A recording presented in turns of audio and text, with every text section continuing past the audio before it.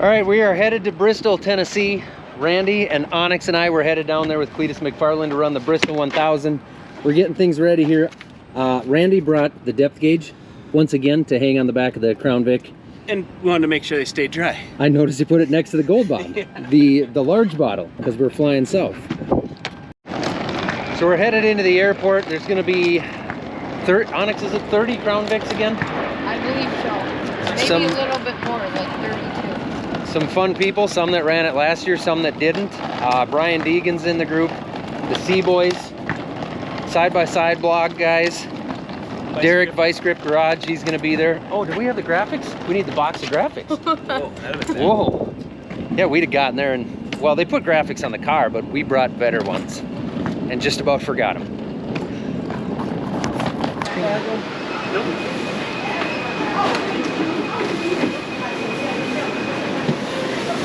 Here we go.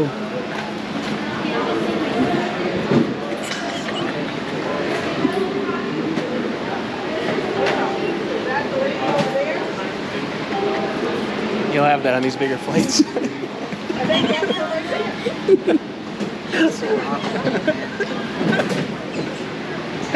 What a poor guy. Well, now they're clean. People who choose to board the plane early are messed up people. If you pay for it, it's that much worse. But all the people in the comments are going to be like, I hate those people, but 75% of those people are those people. Yeah, always wait for them to call your name. They'll wait. A couple $12 airport beers and a little bit of turbulence later, and we made it to Tennessee. All right, there's our Mitsubishi, right there. Time to get going, boys. Randy, grab them. You do this? Cup them, would you? Not in my baggage. Two cute ladies walking back after getting their Dunkin' Donuts. Oh yeah, and then we park up here in the east.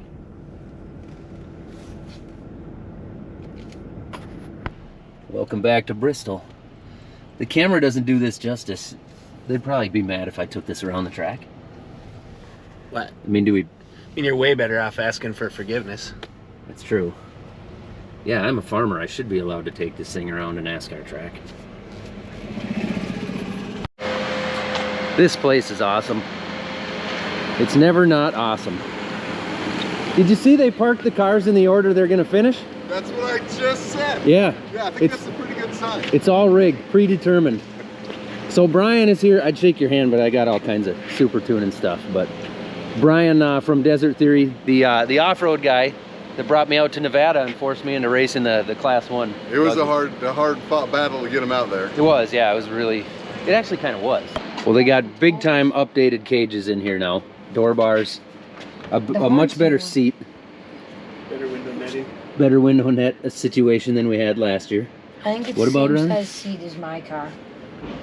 It's the same size seat as your car? Well, I should fit in there just fine then. I think it's like a 14. The paint job looked better from 300 feet away. Yeah, what is this? This doesn't look like a professional paint situation. Well, I requested... It's red. Oh, see? Nice. Well, I requested either bright red or white. Okay. And 2 days later, I got a message saying the car was red. I'm pretty sure you were going to be black. Or maybe it was black and they changed it for me. Could be. They had to, someone was colorblind, so they knew it was a black car. DL on the window. Yeah. What color is this thing anyway? We're not sure who's in this car. This one here is Evan with the C-Boys. We got Vice Grip Garage here. Joseph Joyner, Hunt the Front. Taylor Ray. JH Diesel. It's a pretty solid lineup. I wonder, that's probably DeBerti there with the horns again. Same car he had last year. He won last year. Yeah, he won with that thing last year. Oh, you know what? This is... Almost too far? Yeah, this is just fine. Oh, yeah, this looks is... a lot better than last year. Yep. You're good there? I'm good. My shoulders These are pretty gonna be snug, like but me in the go-kart. I don't think it'll be a problem. We should wrap this because you're going to crack your elbow on that flat edge. Yeah, that's true. But It'll hit your funny bone. maybe this one wouldn't be bad either. All right, we got my seat adjusted. We've been down here for a couple hours. Adjusted my seat, put some duct tape on the mirrors to hold those in place a little more solid. Went with the good duct tape, not the regular, but the Gorilla duct tape. Did a couple other little things to the car. Now the crowd is gonna start filing in. They're having a pit party here. But here you can see the burnout pit from last night. We did not make it down yesterday for the burnout deal like we did last year. I would have liked to, I just felt like we were so busy around home that we flew in last minute, got in late last night, and we're flying out early in the morning. So we're gonna go out and throw some graphics on the car now and talk to some people and enjoy the party here before the action starts. Did you find foam? Found foam. Found foam. Oh, bubble wrap even. It's out of pool noodle season, they said. Oh, out of pool noodle season. Should have known. Oh, look at the sparkle on this. Oh yeah. You really upped the game. In case it's a real long race and we got a race under the lights, we thought that sparkle would come in nice. It's gonna look pretty nice in the sun too. No wrinkles. No wrinkles. That's the rule.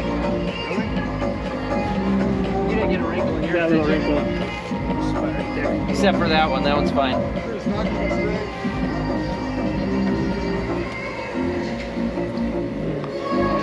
Main one's on there. And then we'll see what we got room for. There might be some wrinkles in some spots. It's possible. It's possible. You gonna cut that so we can open the trunk, turn your nos on? Probably should if we can borrow a knife from someone. The cow poke, is that a frisbee thing? I got off my buddy. Oh, all right. This one too, please. Yeah, you bet. I saw the car and I said, we've got to stop it. At least wait till he catches a break. I've watched this since I was like, yay big. Awesome, thank you. I love the car. Thank you. Bubbles? Yeah, Zach implemented a no bubble rule, and well, I think I broke it about 37 times. Now these are antenna mounts, so I don't feel like I owe these, but this general area here, Not so much here, right here. that looks like a pretty big one that I do that.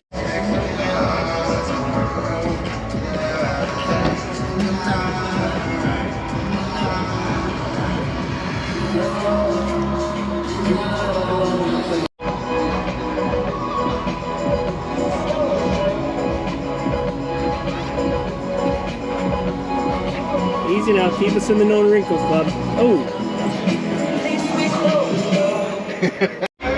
All right, we got 30% of our decal on here and it went really well. So I'd like to take video of Randy putting the rest on. Okay, so it took all of 13 seconds to get fired from putting stickers on, so I guess I'll just stand here and hold the camera. Someone's got to hold the camera, Randy. You don't need a hand or no? Could you use No, your hand? We could use, Can you, okay, grab one of I'll those watch points. and laugh then, that's fine. That's what she said. So have you done this before? Once on a Crown Vic and multiple times on an MB Custom and a Bob Pierce late model. Brian, most important sticker on here. I think so. This is Brian's channel. Desert Theory Off-Road. What do you race? Buggies? So we have a class 1, which is a buggy, a desert car. Zach drove it the beginning of the year here, did a great job. It was really fun having him out, so yeah. I did awesome till I did. Did awesome It until was you the didn't. toughest conditions that we've had for a desert race. So there's lots of snow, it's a rear-wheel drive car, white tires. It doesn't go good, and the mud. So, but he did a great job. I almost wrecked the car a couple times, but I didn't at high speeds. And then I slid off the track at like 4 miles an hour and got stuck in the snow, and that was it. Is it normal to be racing in snow? No. In a desert buggy? No. And it sucked. It was like snow, mud, like frozen underneath, but mud for 2 inches on It was top, like- so it was just It constantly was like spraying. April at home. Exactly, terrible. It wasn't that fun. The course was great. There's lots of fun stuff, but the snow and the mud was just miserable. We just survived through it. You can actually check it out on Desert Theory Off-Road Racing blog, or you just go back in between the rows and check that out there too. And then come to find out they hired a bunch of kids to paint them, and they literally like just mixed all the colors. Made them look like, that looks terrible. Yeah. So this year I messed with that Alan, and I'm like, man, is it possible to request your Yeah, this looks good, man. This looks good.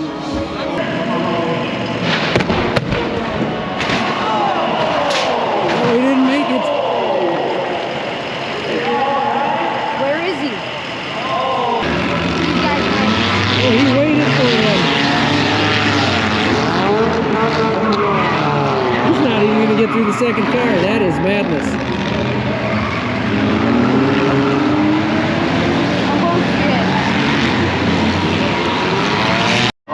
Well, it's a little after 3 o'clock now. I'm gonna go throw my suit on.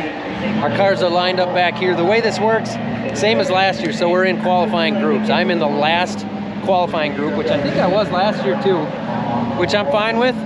They run us out there with 4 cars at a time. We get 3 laps to lay down our best lap, and then we take off where we line up. Last year I had talked a little bit about considering sandbagging a bit. I was told by a few guys you could sandbag, keep yourself safe, ride around in the back. I didn't do that because I wanted to get the feel of the car. This year I'm definitely not doing that because I think, well, last year I didn't push super hard. It was my first time in a car. We ended up 11th. Not bad. Obviously I haven't been in a Crown Vic on Bristol for a year, but I'm gonna go out there and push, and hopefully we'll end up towards the front. I mean, I'm going for it. I'm not sandbagging at all. A wreck can happen anywhere. You could be just as dangerous off in the back as you would in the front. Is that how that sentence should go? I don't feel like that was proper grammar, but I think you guys know what I meant. So I don't have to walk in slow motion? Well, it helps. It helps editing if you do. Is that look natural? Perfect, yes.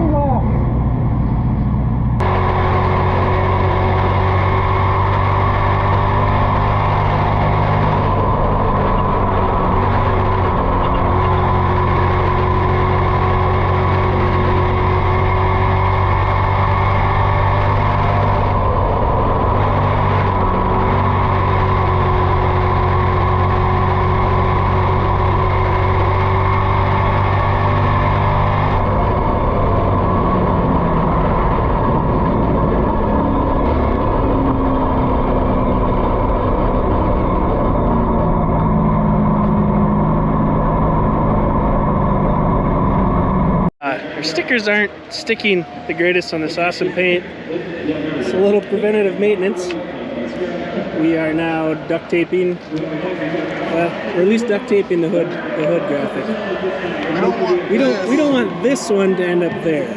The rest we're good with. I mean, I might start peeling a few of the back ones off, but we just don't want this one to end up there.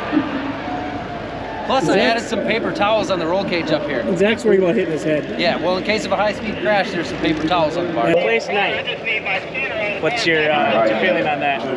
I mean, I got 11th last year, and I had never run one of these cars, especially at this track. So I was kind of surprised last year. So this year, I figured I got it figured out now.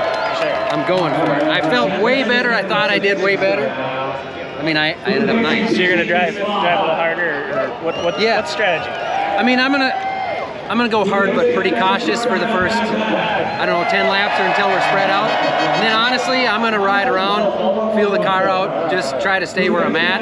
Just try to hold your spot? Pretty much, yeah. As long as I'm in a decent spot, and then hopefully if we get through the first 3/4 of it clean, sure, then I'll start digging at the end.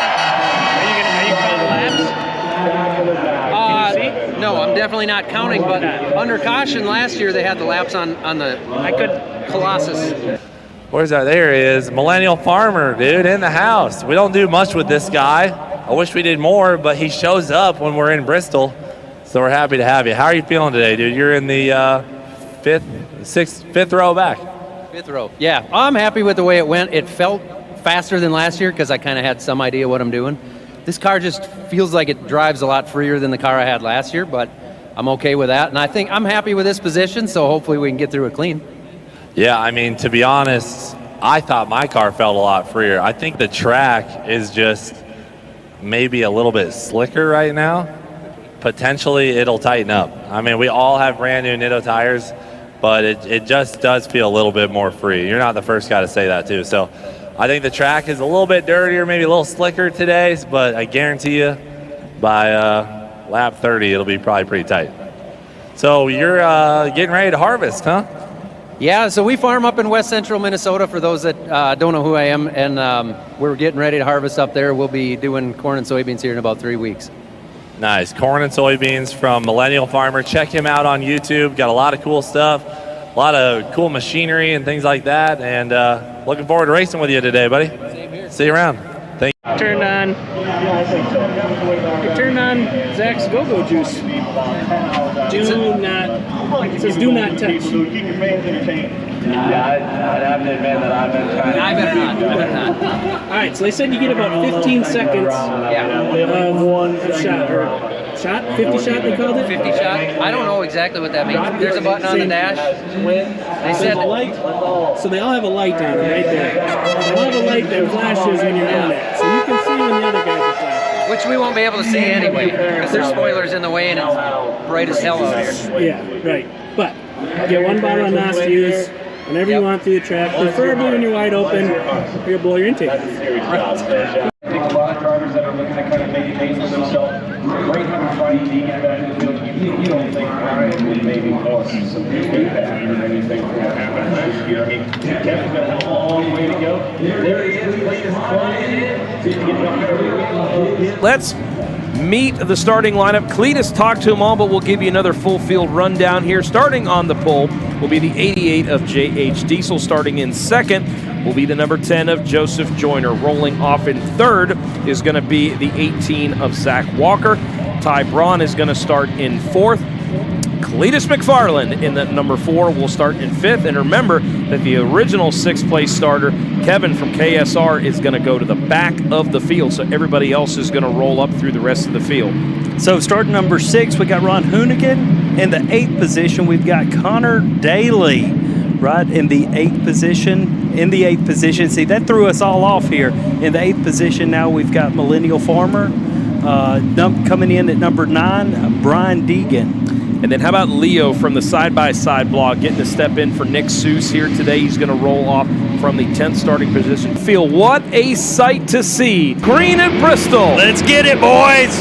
Already fanning out 3 wide down the front straightaway and into turn 1. Down on the bottom of the racetrack. Using 3 wide back there. It's crazy. Trying to use every inch of real estate that they can. We'll see how they sort it out up at the front of the field. We've got some pretty good racing so far. Good battles throughout the field, but lap number 1 is going to go to the 88 of J.H. Diesel. About a car length advantage over the 10 of Joseph Joyner.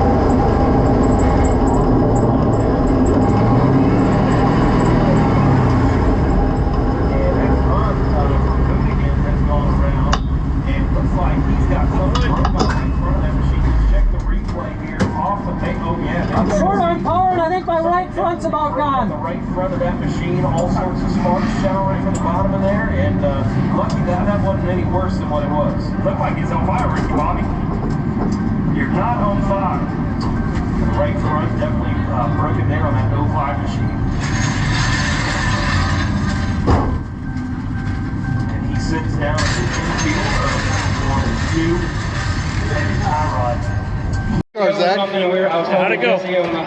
The first car struggled for horsepower from the very beginning. Like on the starts, it was just bad. Like short on horsepower, but I thought it handled okay. And then it broke the ball joint. It was like the power was getting worse, and all of a sudden I couldn't turn it off. And it went real bad over here, and I slowed down trying to get out of the way, and then everybody started running into me. Nobody's fault. What'd you say, power steering belt? No, it's broken ball joint. A broken ball joint? Yeah. Broke the right front ball joint, and then I got in this car with the old style seat, and I'm falling out of the seat. This one handled really well, but it's on the chip from the mid straightaway on. It goes like around the bottom, but if I move up a lane, it hits the chip even sooner because it's got that extra speed. So I just tried to get to the bottom and carve the bottom, and just But I like mid straightaway on, I'd lose 2 car lengths every straightaway. It was just on the starts were awesome. Starts were awesome with it, yeah. It just had the right gear for it. But holy that's it. I don't want any more laps. It's hot in here. Oh, Dad. Next year we gotta buy like a headset or a better spotter system. Yeah. Well, unfortunately, I still have never won the Bristol 1000, but Hunt the Front, Joseph Joyner sure has. Sounds like it was an awesome last few laps there. I think we finally got our lap back right at the very end, but honestly, I don't think we had a car that was gonna go any further than that. So it's cool to get the lap back, but I think that was as high up as we were probably gonna get, but tons of fun. Thank you to Cleetus and everybody involved here. I can't imagine the amount of work, not just to get ready for this, but now to clean up and get rid of all this. I mean, they're gonna be here forever cleaning this up. So we're gonna try and get out of here before they ask us for help. In celebration of not finishing in a decent position once again, we're gonna head over to Michael Waltrip Brewing, see if we can run him out of beer or pizzas, both. I need food as much as anything. Oh, we might be in Virginia. Randy, what did you do? This isn't good. I mean, it's not that bad. We weren't really. I run one stop sign. Have you ever been pulled over in Virginia before? No, but it's fine because I don't actually know what state we're in right now. It's either Virginia or Tennessee. I know that. Have you ever been pulled over in Tennessee? No. So the answer to the question would have been the same. You make a good point. Who said I got pulled over? I got pulled over. Definitely got pulled over. We're pulled over right now. Pretty much looks the same as a Crown Vic in there. $130. Except they don't have rubber testicles flying out the back. No, we forgot to actually show the rubber testicle situation. and then we also forgot them on the car. They gone. So they're flopping down the interstate now on a car hauler. On the way to Florida.